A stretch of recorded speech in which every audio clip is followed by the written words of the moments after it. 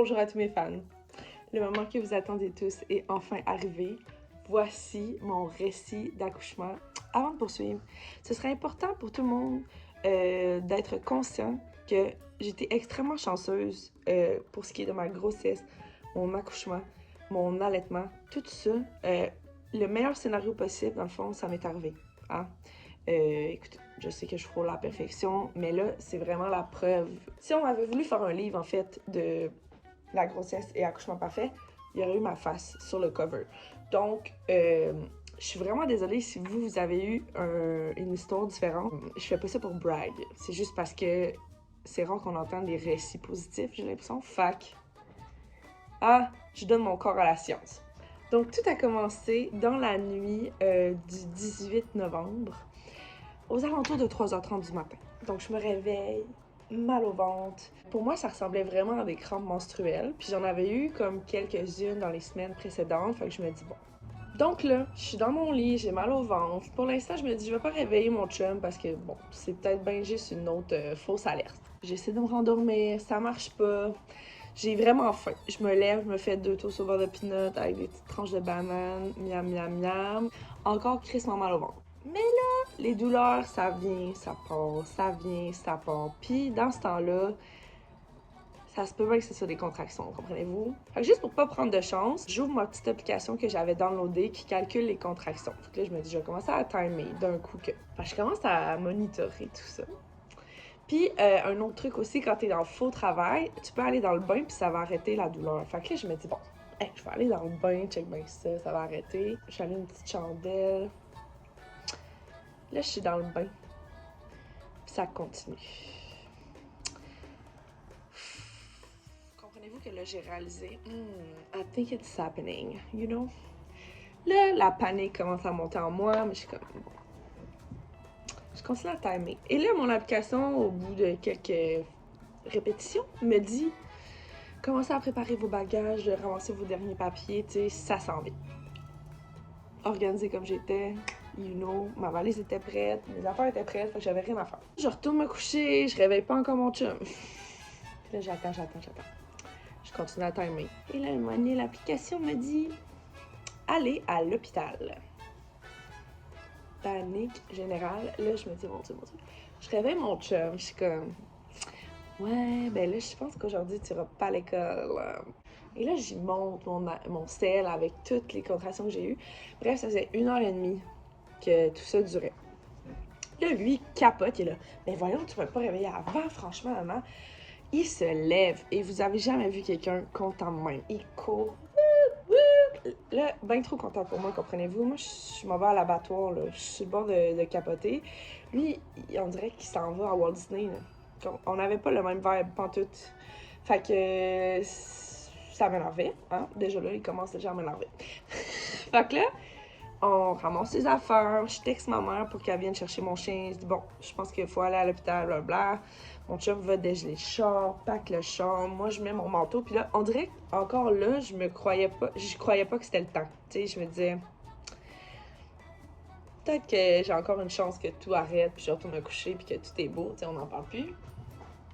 Et là, finalement, je continue, tu sais, quand même à timer mes contractions. Et j'ai reçu un deuxième message de l'application qui me dit « Allez à l'hôpital ». Et là, mes contractions étaient comme à peu près aux 2-3 minutes. Alors là, je me suis mis à paniquer de me dire « Mais voyons, je vais accoucher dans le char. Qu'est-ce qu'on va faire? Hein? » On se rappellera que dans un char, il n'y a pas d'épidurale. Premier problème. Donc, on s'en va à l'hôpital. Moi, pas stressée pantoute. J'ai pas de fun. Il y a peut-être du monde qui s'en allait à l'hôpital, la joie au cœur de se dire je vais enfin rencontrer mon enfant. Moi, je m'en allais à ma sentence de mort, là, le couloir des exécutions. Je suis rendue là dans ma tête. Oui? Donc là, on arrive dans le stationnement de l'hôpital. Mon chum me dit voudrais-tu une chaise roulante? Je suis comme ben non, je suis capable de marcher. J'ai changé d'idée au bout de 5 minutes. Je vous avouerai que j'avais des petites difficultés à marcher d'un pas décidé. Tu sais, fallait que j'arrête quand j'avais une contraction pis tout. Mais c'était encore vivable. Faut le dire, c'était encore vivable. Fait que là, mon chum me pousse jusqu'au 2e étage. Puis, faut dire qu'on les avait appelés dans le char parce qu'ils nous avaient dit, bon, vous êtes toujours mieux d'appeler pour dire que vous en venez. Comme ça, ils peuvent se préparer mentalement. Donc, je dis oui, bonjour, on a appelé, on est là, je suis là. La fille m'emmène dans une pièce, puis là, elle me dit « Parfait, on va vérifier, t'es rendu où, puis tout. » Mon chum doit attendre dans le corridor. Mais tu sais, moi, je sais pas à quoi m'attendre, là, je capote. Sachez que moi, j'étais dilatée comme à 4 une semaine avant d'accoucher. Il y en a qui arrivent à l'hôpital, ils ont crevé leurs os, puis sont dilatés à 0, là. Fait que là, il faut qu'ils attendent des heures et des heures et des heures et des heures de dilater, puis là, ils vivent un martyre. Déjà là, moi, j'étais bénie des dieux d'avoir la moitié faite en n'ayant rien fait, comprenez-vous? Donc là, elle me check le cas. Encore la 100e personne qui me check la noune dans l'espace d'une semaine, on se rappellera. Et elle me dit, ma belle, t'es dilatée à 4+, qui est comme plus que 4. C'est ça. Puis, on va pouvoir t'admettre. Fait que je suis comme, OK. J'ai eu mes premières contractions à 3h30, partie de chez nous vers 5h30, puis admis à l'hôpital à 6h. Donc là, elle me met mon petit bracelet d'hôpital, puis elle me dit, parfait, on va pouvoir aller voir ton chum, puis on va vous amener à la chambre. It's happening, tu sais. Il y a un petit lit de bébé, fait que moi, je catch que c'est ici que ça se passe, tu sais. Mais mon chum avait comme pas compris que c'était la salle d'accouchement. Donc, à un moment donné, pendant le travail, il dit comme, fait que là, c'est quand qu'on va dans la salle, là, tu sais, la salle d'accouchement. Puis là, tout le monde était comme, mais si, t'es rendu. Puis là, hey boy, il a capoté. Lui, il s'attendait à aller dans une salle d'opération, là, comprenez-vous, avec les grosses potes puis tout. Mais non, c'est vraiment une chambre comme normale, mais vraiment grande. J'avais comme une infirmière avec moi, est en train de former une autre infirmière, donc 2 infirmières. Puis il y avait le docteur. Tout le monde me check la noune encore une fois. Mais là, on attend, tu sais, on fait juste attendre. Puis ils me disent, dis-nous quand tu veux avoir l'épidurale, c'est toi qui décides, mais sache que des fois, ça peut ralentir le travail. Fait que, tu sais, si tu veux pas en avoir pour des heures, des fois, c'est mieux de le toffer. Écoutez-moi bien. Si un jour, vous comptez avoir un enfant, hein, on se rappellera que moi, j'ai toujours dit, j'arrive à l'hôpital, donnez-moi ça tout de suite, là. Je sais pas ce qui s'est passé, mais on dirait que je les ai écoutés puis j'ai dit, ah ben, je suis encore capable. Tu sais, j'avoue, je suis pas en train de souffrir le martyr, fait que je peux attendre. Erreur. Erreur monumentale. Mes prochains enfants, j'en fais plus jamais ça, OK? Puis là, quand t'as des contractions, tu peux avoir des points de pression. Puis là, mon chum, OK, il me poussait ici, il me poussait dans le dos. Rien que je pouvais faire pour soulager la douleur. Mais encore là, c'est pas une douleur 10 sur 10, tu sais. Fait que moi, je me dis, je suis encore capable, tu sais, c'est correct. Tout ce temps-là, mon chum essaie de faire des jokes. Ou ben, tu sais, de me dire, ça va-tu, t'es-tu correct, veux-tu boire de l'eau, t'as-tu mal, t'es-tu correct, t'es capable, t'es bonne, là. Puis moi, je suis comme juste, arrête de me parler, s'il te plaît. Genre, si j'ai besoin de quelque chose, je vais te le dire. Tu sais, désagréable, là, parce que je n'étais pas capable de m'endurer. Puis là, des fois, je disais, excuse-moi, je suis vraiment bête avec toi. Et l'infirmière qui était avec moi m'a dit, arrête de t'excuser. C'est normal que tu sois comme ça. Tu peux y parler comme tu veux, tu sais. Ça m'a comme réconforté qu'elle me dise que c'était correct que j'envoie chez mon chum. Je niaise, mais mon chum, il était vraiment bon, là. Il me faisait des petits points de pression, il était aux petits oignons. Il me donnait ma petite gourde à paille. Qui, by the way, c'est pas un mythe. C'est vraiment vrai que c'est nécessaire d'avoir ça. Parce que tu es couché de même, là, ton chum arrive comme un coach de boxe, comprenez-vous, dans le corner de mon ring. Fait que, en tout cas, je vous le conseille, Costco. Fait que là, à un moment donné, changement de chiffre, j'ai pas encore l'épidurale, je suis pas encore en train de mourir, mais ça commence, tu sais. Je suis aux toilettes, j'essaie de chier, et là, les 2 nouvelles infirmières arrivent, ouvrent la porte de la salle de bain. « Salut, on est tes nouvelles infirmières! » Mon chum est à 4 pattes devant moi. Déjà, je suis en train de chier devant mon chum. C'est déjà un moment que moi, dans ma vie, je pensais jamais vivre. Mais à ce moment-là, j'avais tellement plus d'inhibition que c'était quasiment normal. Mais je me dis dans ma tête, c'est comme un film. Je suis dans un film. Ça se peut pas que ça l'arrive. Je sors, puis là, je file putain. Là, j'essaie le ballon, le petit ballon. Je pensais que ça allait m'aider. Ça fait rien. J'essaie de me mettre à 4 pattes à terre. Ça fait rien.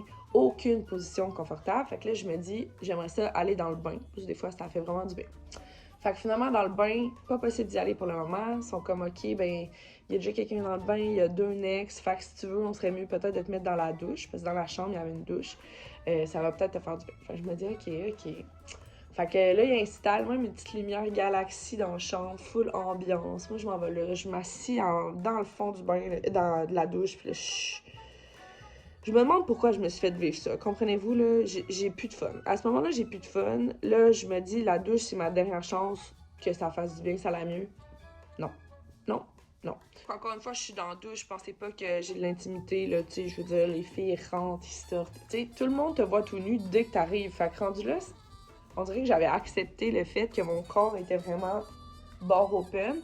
Puis c'était correct, tu sais, ça m'a pas mis mal à l'aise. T'as tellement mal, anyways, que tu penses même pas à ça, et c'est vrai. Je toffe à peu près 10 minutes dans la douche, je pense, peut-être 15 max. Je sors de la douche et je dis, madame, donnez-moi l'épidurale, je suis sur le bord de mourir. Ils sont comme, parfait, oui, on va aller chercher l'anesthésiste. Là, ils reviennent et me disent, écoutez, l'anesthésiste est en train de préparer une fille pour une césarienne, donc il va y avoir un petit délai d'attente à peu près 30-45 minutes.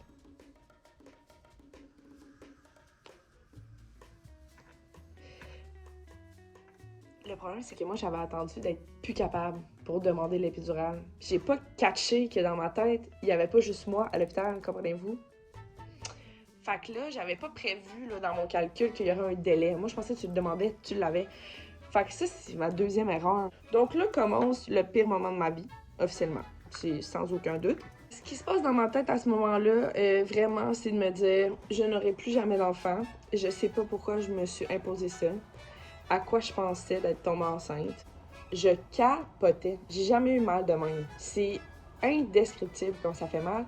Puis ça, c'était tellement rapproché les contractions que, tu sais, je la sentais venir.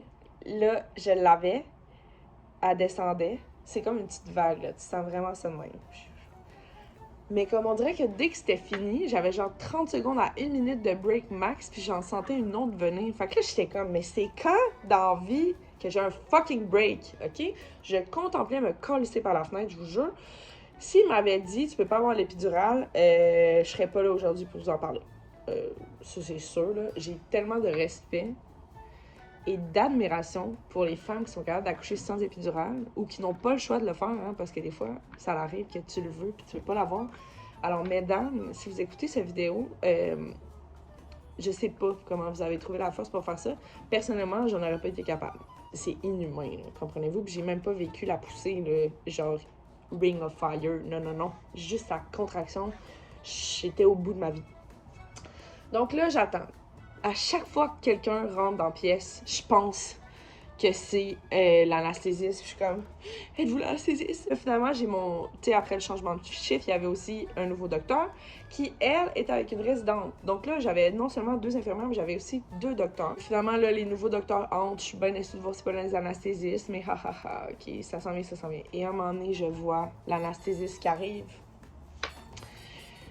Puis là, je dis, est-ce que je peux aller aux toilettes avant que vous le fassiez, tu sais, parce que j'avais comme entendu dire qu'une fois que t'es gelé, c'est bien dur de te lever à aller aux toilettes. Je suis en train de marcher vers la toilette, je sens que j'ai une petite envie de caca encore, puis là, l'infirmière me dit, faut juste se dépêcher parce qu'on voudrait pas que l'anesthésiste s'en aille. Et là, je catch que dans le fond, si lui a un appel d'urgence puis il a pas commencé la procédure sur moi, il peut bounce et me laisser à mon enfer.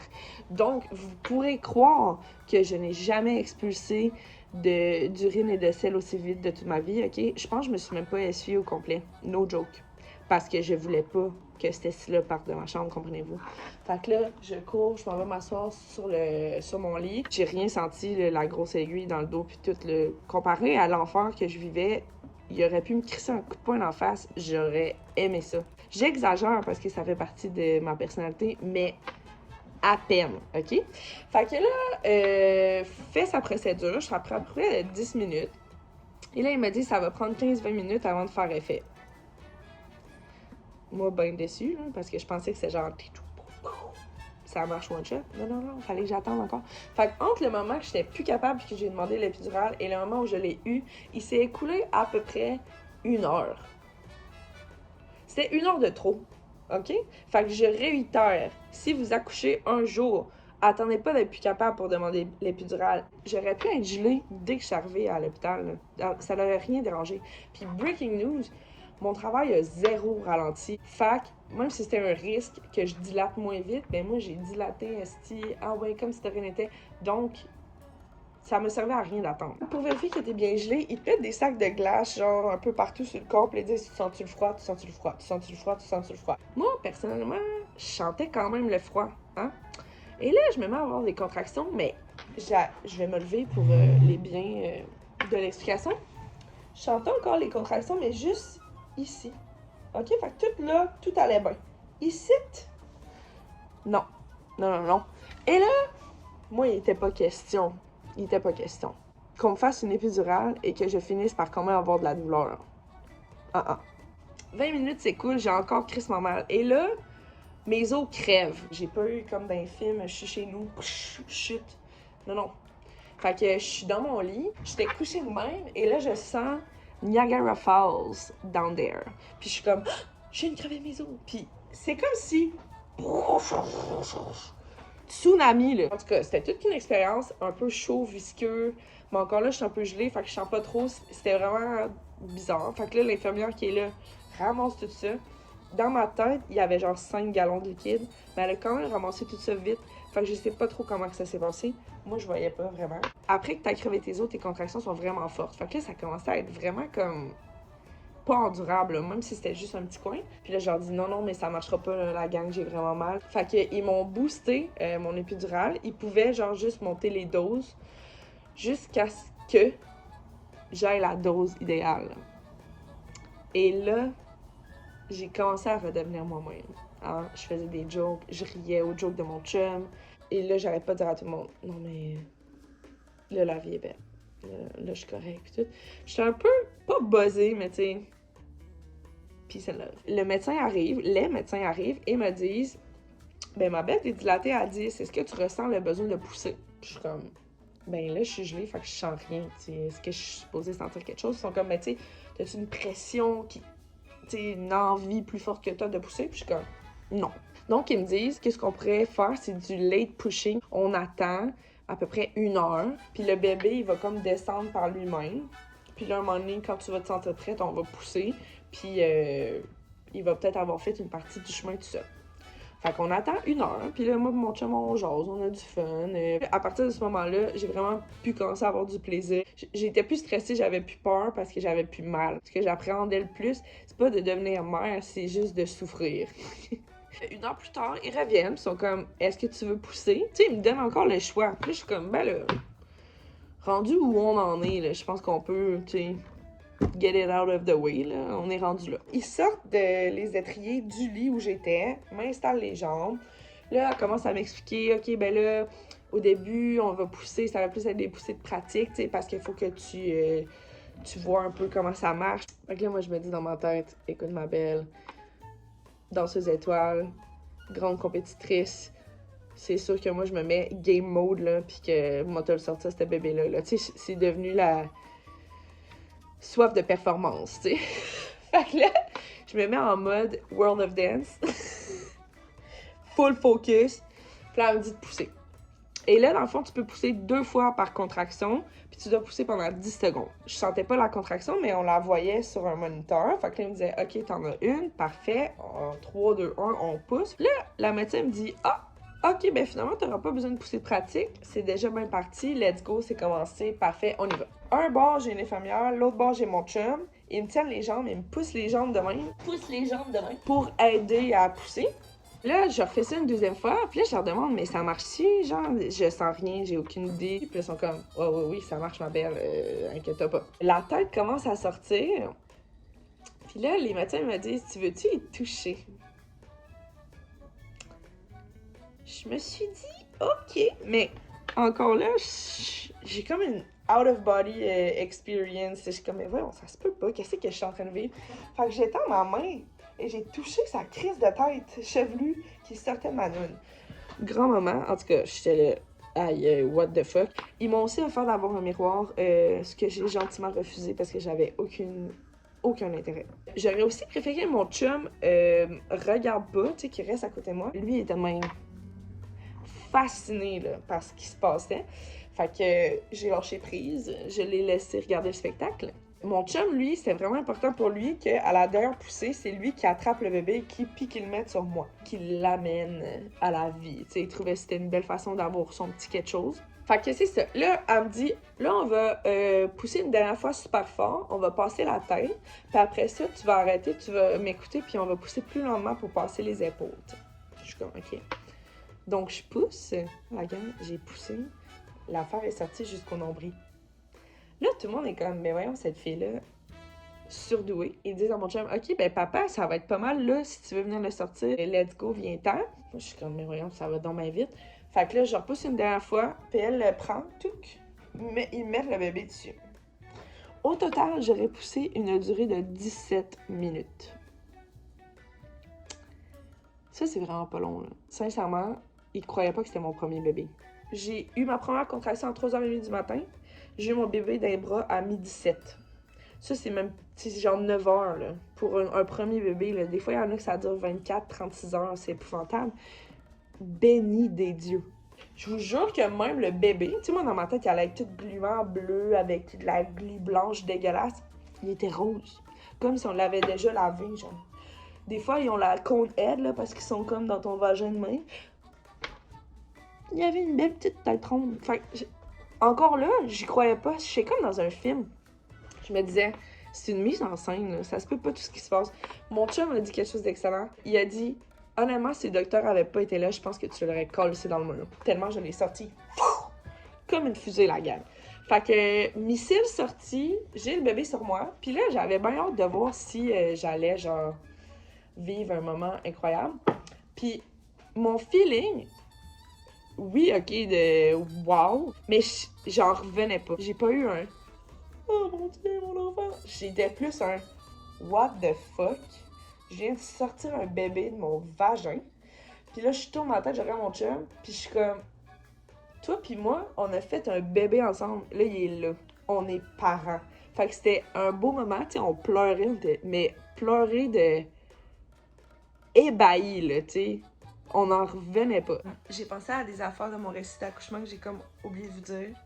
Puis 2 jours plus tard, je décide d'ajouter ça au montage, ok? Premièrement, le placenta. Écoutez, comment vous expliquer? Quand le placenta sort, ça s'appelle la délivrance. C'est super dangereux là, s'il reste trop longtemps. Je pense que c'était comme une fenêtre de 30 minutes, sinon la mère, elle peut faire des hémorragies et tout. Moi, ça a été un petit peu plus long. Le médecin, il a dû comme aller un peu aider, accélérer le travail. T'sais, moi, je pensais qu'elle faisait juste peser sur mon ventre tout ce temps-là. Puis genre, une semaine plus tard, mon chum me dit non, elle avait comme le bras dans ta noune. Puis elle allait chercher l'affaire. Fait qu'une autre preuve que l'épidurale, c'est fantastique parce que je n'ai jamais eu connaissance. Fait que là, elle nous a montré le placenta. Là. Vous comprendrez que moi, ça s'est arrêté là. Je l'ai pas ramené chez nous pour le manger ou whatever. Puis c'est tellement fucké parce que dans le fond, le placenta est accroché après la poche dans laquelle ton bébé était, tu sais. Puis là, elle le tenait, c'était comme une petite tente. C'était comme ton bébé était là-dedans. Puis c'était comme. Puis là, après ça, ben, ils ont tous fait ces petits tests. Ils mesuraient 51 cm et pesaient 7,8 livres, ce qui est vraiment une taille normale de bébé. J'ai pas déchiré, j'ai pas chié, j'ai pas eu d'hémorroïdes. Oui! Au niveau de la douleur, pour ce qui est de l'accouchement en soi, moi, c'est ça qui me faisait le plus peur. Puis je peux vous jurer que dans ma vie, j'ai eu des entraînements au gym ou des pratiques de danse plus douloureuses physiquement que mon accouchement. No joke. J'ai rien senti. J'ai pas eu mal. J'ai pas assez poussé longtemps pour être épuisée. Là, c'est sûr, encore une fois, c'est mon expérience. Si j'avais poussé pendant 12 heures, j'aurais probablement un autre discours. Avoir su que c'était de même, j'aurais pas angoissé autant. Je suis vraiment, vraiment chanceuse, puis vraiment très contente. En direct de ma toilette, je viens de penser à une autre chose que j'ai oublié de mentionner. C'est important pour moi de vous avouer que durant le travail, j'ai vomi à plusieurs reprises. Donc, pendant ma grossesse, je me vantais de ne pas avoir eu mal au cœur, de ne pas avoir vomi. J'ai vomi pendant mon accouchement. J'avais tellement mal. Vomir de douleur, it's a thing. Fait que là, je suis prête à avoir d'autres enfants, je vous jure. Moi, je m'enligne pour une usine, là, parce que je pense que je suis vraiment faite pour avoir des enfants. Là. Clairement, mon corps est vraiment fait pour ça. Fait que, qui sait? On va voir. Peut-être j'aurai une famille de 2 enfants et ce sera enfin ma chance d'avoir ma télé-réalité. Mon chum Pour vrai, je l'ai tellement poussé fort que genre mon chum m'a dit qu'un peu plus, puis j'ai écrit ça dans le mur. Oui, je l'ai fait. Veux-tu faire un message à mes fans pour leur dire comment tu t'es senti par rapport à tout ça? Fasciné. Fasciné? Le corps humain est une excellente machine. Oui, ça n'a pas de bon sens. Puis, les gars, c'est pas très traumatisant de regarder la plante de votre grand-père. Fascinant. Comment tu t'es senti aussi de couper le cordon? Comme un maire qui inaugurait une nouvelle place. C'est excellent. Merci, ce sera tout. Je conclurai en vous disant que, à ma grande surprise, le bébé, je l'ai eu dans les bras pendant à peu près 2 heures avant que mon chum puisse y toucher, là, quasiment. Fait qu'ils le mettent sur toi pour faire du pot à pot, parce que là, lui, il capote, là, il vient de sortir de ton ventre. Puis en plus, moi, je voulais allaiter, fait que là, il faut que tu le fasses dès que le bébé sort, parce que il faut qu'il apprenne le réflexe de succion. Tu sais, moi, je pensais que c'était comme, ça marche. Non. Tout ça se passe, puis là, pendant ce temps-là, ton chum est à côté. Puis là, il attend son tour. Tu dois rester dans la salle d'accouchement 2 heures avant qu'il t'amène à ta chambre. Puis, je pense que c'est comme après 1h30 que Pelle a pu l'avoir dans les bras. Il était même. C'était vraiment cute. Je pense aussi que le personnel hospitalier tripait sur nous, là, tu sais, comme on était un couple cute, puis ils ont même dit que c'est rare les chums qui sont autant impliqués, puis tu sais, mon chum, il était vraiment comme un coach. Je me suis sentie comme une athlète soutenue par son entraîneur. Puis après ça, on est allé dans notre chambre. Autre petit truc aussi, demander d'avoir une chambre privée, sinon il nous aurait mis avec quelqu'un. Première nuit avec ton bébé, c'est quand même intense, là. T'sais, nous, il s'est réveillé à chaque 30 minutes en pleurant. Là, tu sais pas quoi faire, là, oui, c'est plus facile quand c'est ton enfant. C'est vrai qu'il y a comme un instinct maternel qui embarque, là, pis ce n'est pas un mythe. Si moi je vous le dis, c'est que c'est vrai. Imaginez si j'avais été dans une chambre avec un autre couple. Non. Fait que je pense que ça coûtait 213$ pour une nuit, souvent remboursable par les assurances. Alors, moi je dis parfait, merci, bonsoir. Pour tout ce qui est de valise hôpital, qu'est-ce que j'ai amené, qu'est-ce qui m'a servi, je vais faire une autre vidéo. Parce que maintenant je suis une influenceuse mère et je l'assume. Donc, j'espère que vous avez apprécié mon récit d'accouchement. J'ai vraiment essayé de faire ça le plus vite possible, le plus concis possible. Je pense pas que j'ai rien oublié. Overall, ce qui est à retenir, c'est que I'm blessed. Donc maintenant, vous savez tout. Puis l'autre affaire que je vais vous dire, c'est que moi, j'avais aucune expérience avec des bébés. Je suis zéro à l'aise avec des bébés d'habitude. Quand tu me donnes un bébé dans les bras, je sais pas quoi faire avec. Puis j'ai été vraiment surprise de à quel point ils te soutiennent à l'hôpital. Tu sais, comme ils te laissent pas partir avec le bébé puis tu sais rien. Là, genre, le nombre de pamphlets qu'ils m'ont donné, le premier bain, on l'a fait avec les infirmières, l'allaitement. Ils te donnent comme des cours, ils te donnent des trucs. Fait qu'ils vous laissent vraiment pas tout seul. Fait que si vous êtes complètement terrorisé à l'idée d'avoir un enfant, sachez que c'est comme quand tu vas à l'hôpital, comme si tu allais faire un stage à une nouvelle job. C'est ta formation. Après ça, tu pars chez vous. C'est your first week on the job. Puis, comme n'importe quoi dans votre vie que vous avez jamais fait, au début, c'est comme un peu on sait pas trop quoi faire. Mais soon enough, tu catches comment faire, puis tout va bien. Fait que c'est ça. Je trouvais que c'était comme important de le mentionner. Et la bourse d'hôpital à vomir. Mic drop, ce sera tout. See you later.